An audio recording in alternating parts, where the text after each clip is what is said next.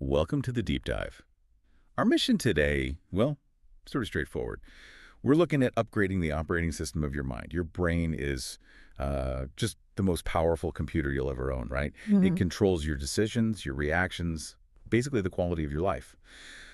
But like any machine, it needs discipline. It needs training, mental exercise, to function at its best. And that peak performance is absolutely critical right now. I mean, the modern world doesn't just give us information, it floods us. We're practically drowning in data, opinions, half-truths, emotional appeals. Yeah, it's overwhelming. Totally. And this constant flow leads to mental fatigue, confusion, and, well, unfortunately, often these repetitive, kind of destructive, almost robot-like decisions. So the goal of this deep dive is really intellectual freedom. It's about the ability to choose how you react, what you believe, and instead of just, defaulting to some reflexive reaction, we're going to unpack the discipline of critical thinking. And Mm. we're not talking about some special gift just for geniuses. No, not at all. It's a systematic skill set. It's about making better, evidence-based choices. We're drawing on some great sources today. Nicole Price and Simon Bradley, Albert Rutherford, Richard Epstein, to give you, well, the ultimate mental toolkit. Okay, so let's start by nailing down what we actually mean by critical thinking. It's not about being negative or, overly critical in that sense. Right, not just poking holes in things. Exactly. It is the conscious process of thinking about your own thinking. It means pausing, checking the information you have, and rigorously questioning your thoughts, your existing beliefs, Yeah. all to make sure you land on a sound conclusion. Okay, let's unpack that. If we want that sound conclusion, we need a solid framework. Albert Rutherford gives us this great blueprint. 8 essential elements. These have to be present and checked in any instance of sound reasoning. If you skip even one, you've got an immediate blind spot. Dangerous. hmm The first two are usually the easiest to spot. Purpose, what's the actual goal of this thought process? What are you trying to achieve? And question, what key questions are really driving this whole inquiry? Then you get to the foundation. Information. What specific verifiable evidence are you actually relying on? Think about that. A classic claim, maybe a bit mythical. Carrots improve your eyesight because they have vitamin A. You've got to verify that link, right? Otherwise, the whole argument just falls apart. Absolutely. And crucially, you also have to define your concepts. What are the underlying theories, the big ideas you're using to justify your reasoning? So for instance, if you're talking about, say, economic inequality, you first have to agree on the concept. What are we measuring? Income, Right. wealth, access to opportunity. If you don't get clear on the concept, you're just talking past each other. But here's the killer element, I think. The one that just sinks so many flawed arguments. Yeah. Assumptions. These are those hidden beliefs you just take for granted. You never even question them. Yeah, they're sneaky. Like maybe the assumption is, oh, all successful people wake up at 5 a.m. So then you base your whole schedule around that without any actual evidence that that correlation equals your success. Exactly. So once you've got the facts, the concepts, you draw inferences. These are the concrete conclusions that should logically follow. But that's still not the end of it. You have to explore the implications. What are the real long-term consequences if your reasoning holds true? People often skip this bit. Maybe they don't want to face the actual real-world cost of their conclusions. Also, Yeah. And finally, you've got to be really honest about your point of view. What specific perspective are you thinking from, and what are its built-in limitations? so if you neglect those assumptions, or you fail to trace out the likely implications, you just can't arrive at a reliable, well-reasoned conclusion. That's the blueprint right there. The problem is, though, knowing the blueprint isn't quite the same as actually using it. Our minds, well, they're actively working against this level of effort sometimes. Our psychological wiring, it prefers comfort, ease, fitting in with the group over doing that hard logical work. Right. And that's where these silent saboteurs come in. These mental traps that just block rational thinking, even when we think we have all the facts. Let's look at 3 really powerful ones. First up, there's the lure of conformity, the herd mentality. Oh, yeah, this is deep-rooted stuff. Yeah. Our ancestors, they found safety in the group, right? So that instinct is still very much active. You see it in small ways, like maybe you feel compelled to slow down your car and stare at a traffic accident just because there's a little crowd gathering. Even if it's totally irrelevant to you. Totally irrelevant to your journey. But the sight of others doing it just pulls you in, regardless of your own logic. Okay, now here's where it gets really, really dangerous in today's world. The echo chamber and confirmation bias. We have this profound instinct, it seems, to only consume information that backs up what we already believe. Think about it. If you believe, say, that genetics completely determine your health, well, the algorithms online, they're going to feed you articles confirming exactly that. You'll probably keep searching until you find that one site that validates your belief, and you'll just ignore all the counter evidence about lifestyle or environment. Yeah, it's so easy to do.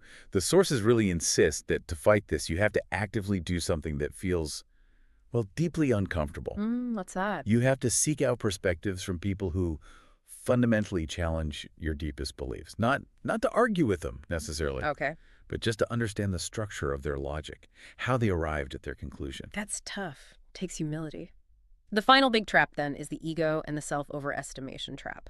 We seem to have this psychological need to believe we're the exception, that we're, better than average. Oh, the stats on this are just mind-blowing. Statistically, right? Right. Only 50% of people can be above average at something. Yet, in one famous survey, 93% of drivers thought they were better than the average driver. 93%. It's amazing. We overestimate our abilities constantly. And this ego thing, it also dictates how we process success and failure, doesn't it? Absolutely. When we succeed, instant credit to our own amazing effort and talent. But when we fail, then it's external factors, bad timing, poor market conditions, just bad luck. Never our fault. Rarely, the ego resists admitting any internal fault, which makes learning from failure, well, almost impossible sometimes. Okay, so recognizing these biases, that's step one. Step two is building some logical fortresses, using this historical toolkit, this whole discipline. It really kicks off with the Socratic method, doesn't it? It does. Socrates, he introduced this power of questioning assumptions, of not just blindly trusting authority figures like government claims back then. He wanted to prevent what he called confusion, and I think the phrase translates to something like useless beliefs. Useless beliefs, I like that. Plato then extended this into logical thinking, and Aristotle really formalized the whole approach. And the foundational rule that came out of all this, it's crystal clear precision. The rule is simple but powerful. If you can't express your idea clearly, you don't actually understand it. Right, we have to get past vague terms, like arguing about success is pretty pointless unless you define it first. Is success huge wealth?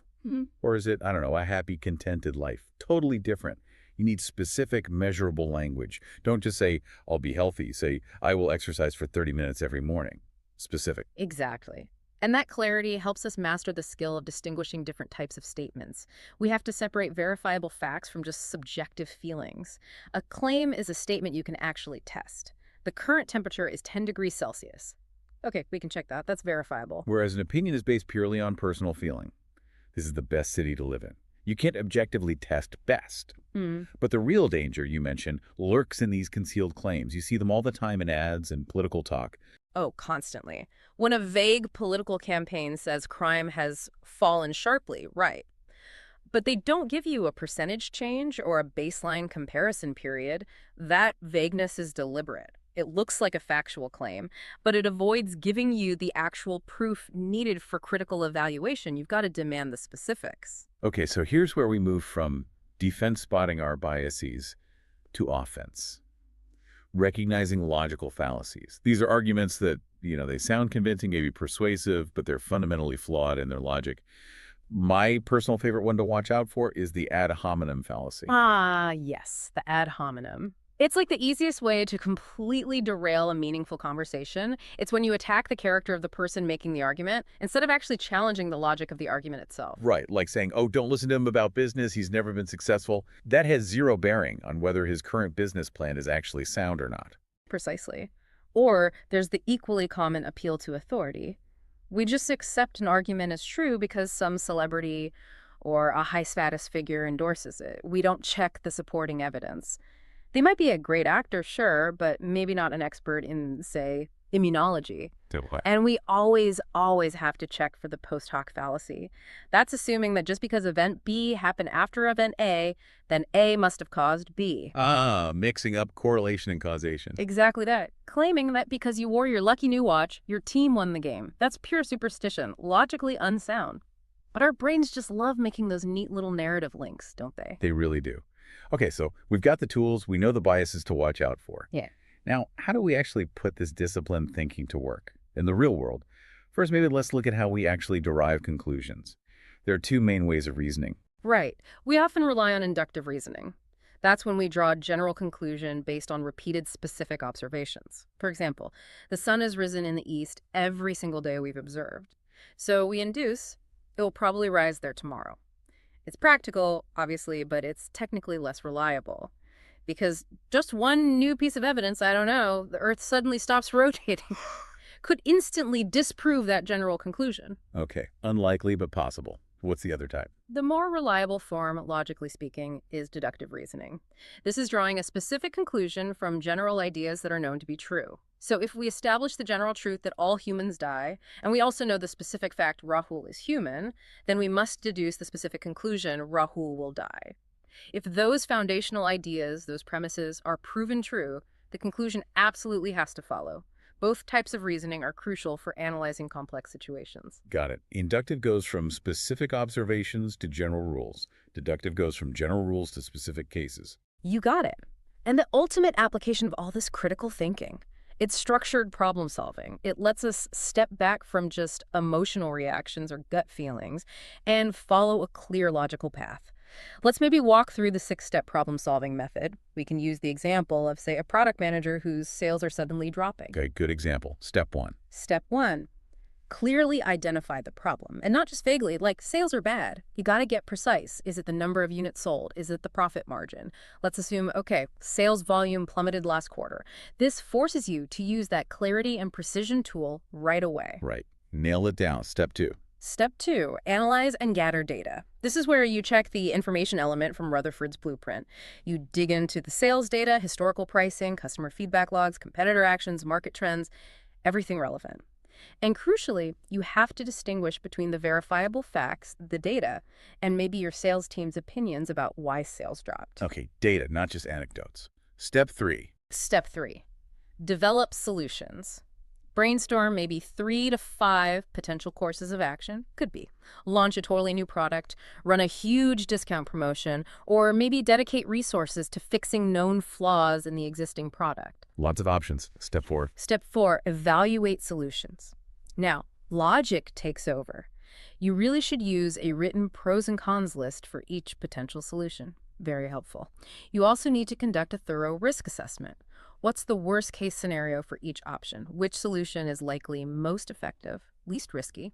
And critically, which one actually addresses the root cause you hopefully found back in step 2? That's key, addressing the actual cause. So step 5. Step 5, implement the best solution. So if the data from step 2 overwhelmingly showed that, say, poor product quality was the main reason for the drop, then implementing a massive advertising campaign would probably be illogical and a waste of money, right? Right, throwing good money after bad. Exactly. You've got to focus your resources on fixing that core problem, the quality issue in this case. And finally, Step 6, review and monitor results. Did the solution you implemented actually work? Did sales volume increase? You have to hold your plan, your decision, accountable to measurable results. Did it achieve the purpose you set out in step 1? that makes sense. A very structured approach. Yeah. If we connect this back to the bigger picture then, the sources seem to give us a really powerful rule for life, that informed decision-making shouldn't rely only on gut feeling or intuition. Important balance. Yeah. The strongest decisions seem to emerge when that emotional motivation, that gut feeling perhaps, harmonizes with cold, hard logic. The rule is something like, feel deeply, but think clearly. I like that. Feel deeply, but think clearly. Because critical thinking, then, it really becomes essential self-defense in today's world. It helps protect you from, the emotional manipulation you see in advertising and politics. And it helps transform these overwhelming challenges of information overload into clearer, more navigable opportunities. So what does this all mean for you listening right now? Well, we want to challenge you to commit to cultivating this critical mindset daily. A simple way to start is by changing the kinds of questions you ask, instead of asking simple yes-no questions. Which shut down thinking. Exactly. Use open-ended questions, questions that require genuine thought, that go beyond a simple yes or no. Yeah, give me an example. Okay, so instead of asking, did the product launch work? Maybe ask, what factors influence the success or failure of the project? And how do those factors interact across different departments? See? That forces reflection on those 8 core elements of reasoning we talked about earlier. Purpose, information, assumptions. Nice. It prompts a deeper analysis. And here's maybe the ultimate actionable step we can suggest. Yeah. Start keeping a decision journal. Seriously, write down every major choice you make. A job switch, a big purchase, a significant business decision. Record the logic you used at the time, including try to spot them, those hidden assumptions. Ooh, that could be revealing. Definitely. And then note down the eventual results. How did it actually turn out? Regularly reviewing that journal, maybe once a month, helps you identify your own consistent reasoning patterns, your personal logical blind spots, so you can systematically improve them over time. That's powerful, learning from your actual track record. Exactly. And that leads us to our final thought. Critical thinking doesn't just help you think better, it helps you live smarter.